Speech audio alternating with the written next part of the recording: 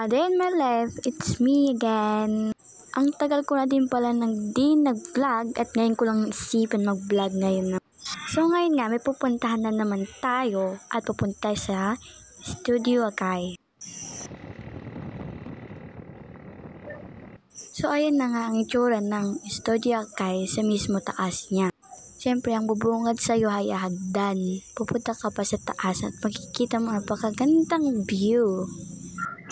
O diba, masasabi ka na lang sana all. Of course, pag may nakita kang salamin, syempre magpipicture-picture ka dyan, video-video. Aminin mo, ikaw din. Ganyan naman ang itsura niya sa loob, napakaganda. Yung bandang tinuro ko yan ang studio. Ganyan, yan ang makikita mo, buong at kaganda. Yung makikita mong teddy bear flowers, picture happy birthday. Actually, free mga yun, basta wag mo lang iiwi. Siyempre, oo nga pala, nag-ano na ako dyan, nagpipicture na ako para sa photoshoot. Ganda no, pali sa akin, ay.